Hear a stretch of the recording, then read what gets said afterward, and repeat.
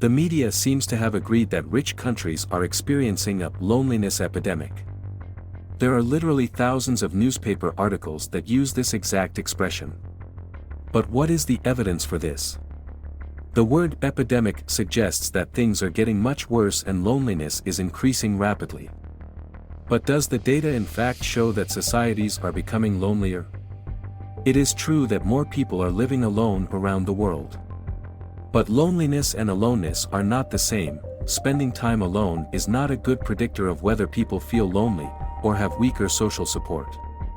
Social connections, including contact with friends and family, are important for our health and emotional welfare, as well as for our material well-being. Loneliness is indeed an important problem, but it's crucial to have a nuanced conversation based on facts. One statistic that is often used to argue that loneliness is increasing is that young people today are lonelier than older adults. This begs two questions. 1. Is it true that younger people are lonelier? And 2. Does this show that loneliness is increasing? Let's start with the first question. In England, the Office for National Statistics conducts the Community Life Survey, in which they ask people how often they feel lonely. In the bar chart here we show a breakdown of self-reported loneliness by age group. According to this data, those aged 16 to 24 are the group most likely to report feeling lonely, with 10% feeling lonely often or always.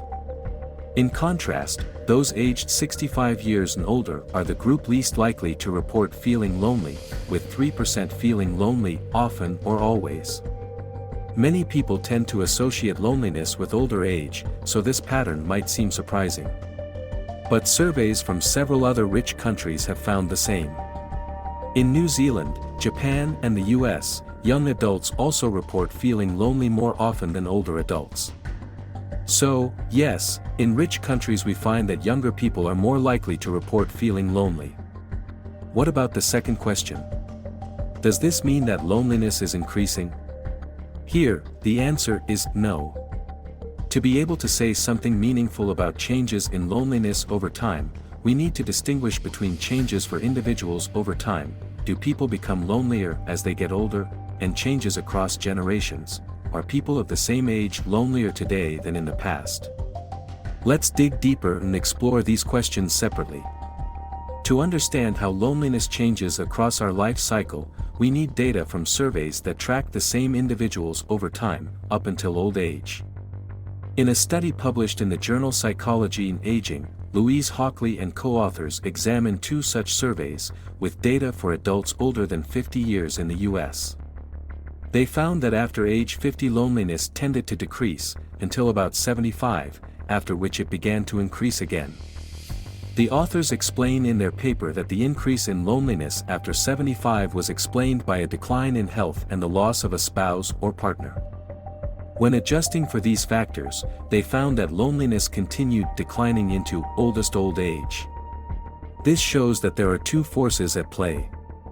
On the one hand, there seems to be a direct relationship between age and loneliness, whereby loneliness decreases with age as our social expectations adapt, and we become more selective about relating with contacts who bring positive emotions.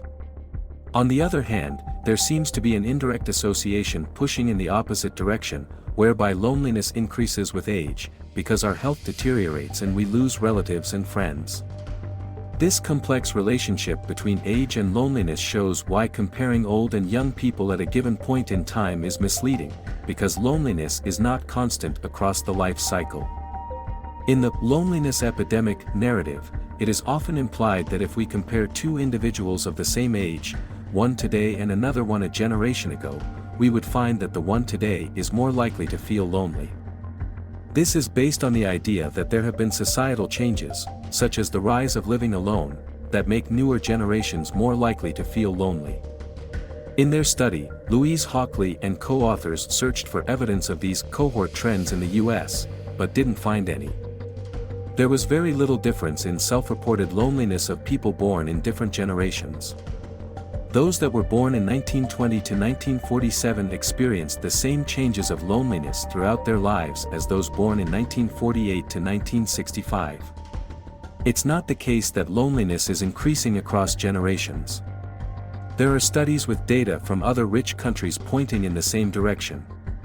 The psychologists Kali Trzasniewski and Brent Donnellan used repeated cohort surveys to explore whether successive groups of high school graduates were becoming more lonely in the US. They also found no evidence of cohort trends.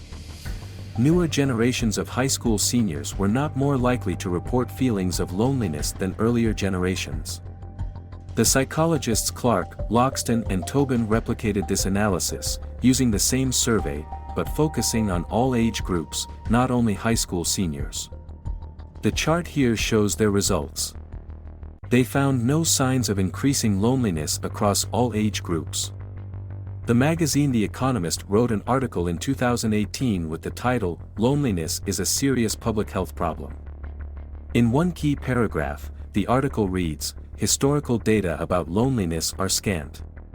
But isolation does seem to be increasing, so loneliness may be too. The data we have found shows that this reasoning is actually incorrect. Surveys from rich countries do not suggest there has been an increase in loneliness over time. Today's adolescents in the US do not seem to be more likely to report feeling lonely than adolescents from a couple of decades ago, and similarly, today's older adults in the US do not report higher loneliness than did adults of their age in the past. That's of course not to say we should not pay attention to these topics. In conclusion, it's important to provide support to people who suffer from loneliness, just as it is important to pay attention to the policy challenges that come from large societal changes such as the rise of living alone. However, inaccurate, oversimplified narratives are unhelpful to really understand these complex challenges. There is an epidemic of headlines that claim we are experiencing a loneliness epidemic, but there is no empirical support for the fact that loneliness is increasing, let alone spreading at epidemic rates. That is all for today. Thank you for watching. I hope you enjoyed this video. If so, please subscribe to the channel and leave a comment to tell us how you feel about this very important topic. See you next time.